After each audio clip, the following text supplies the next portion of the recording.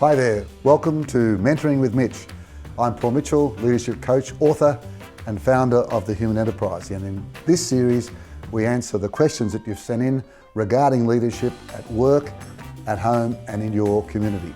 And the question today is a question from a very senior leader in a government organisation, and it's a great question. It says a lot about the person. Let me just read it through. My aspiration, first of all, every leader has to have an aspiration, is to build a team and organisational culture that is kind and compassionate and that is high performing and results driven. What a great statement by itself. What it says about you as a leader. Often I am told that that's not possible for these qualities to coexist. How sad that statement is. Do you think it is possible, and have you come across any successful and unsuccessful examples? Well, first of all, do not believe them for a minute. Of course it's possible, and by the sound of it, you're the very, very sort of person that's doing that. In 1987, I left Price Waterhouse because we were doing a lot of downsizing, and that wasn't called downsizing, it was right sizing. We were firing people here, there and centre in a lot of organisations. And to me it was what I call the killing fields of the spirit.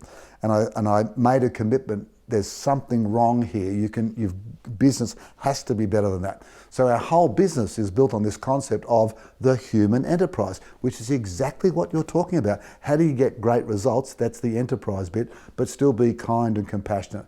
Is it possible? Absolutely. Have I seen it? Absolutely. And the problem is, if I go through this organisation and that organisation, you'll look them up and you'll go, well, I don't know about them and I don't know about that organisation. Why? Because everything changes. It is really fragile. It's like the human condition. You can have a great human enterprise one day and it can almost be blown apart the next day. So because of that fragility, what are a couple of things you have to do? So the first thing I suggest you do is to make sure that people have a real good line of sight about what they're contributing. So you're maximising their contribution. You're giving them a line of sight and you're really saying what you do down here counts up there.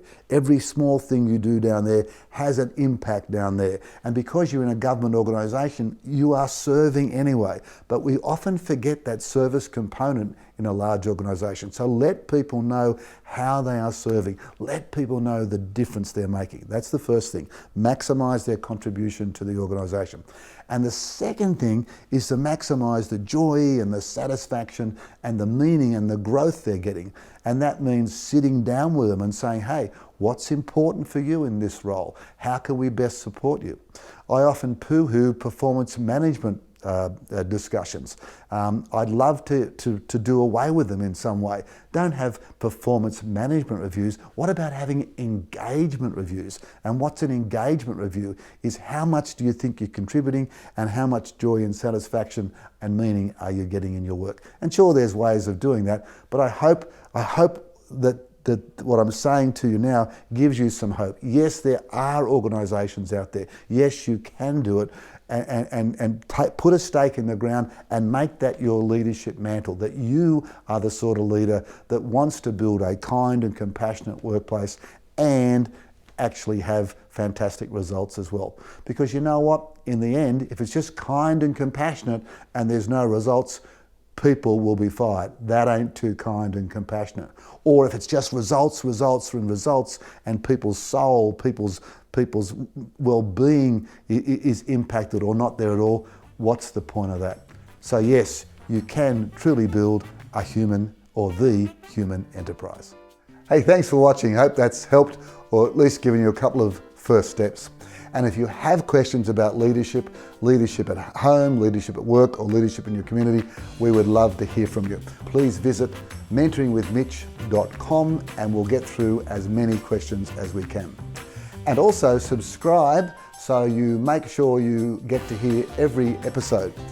And importantly, if you've got friends or colleagues or even family that you think would benefit from hearing some of these answers or some mentoring with Mitch, please make sure you share with them as well.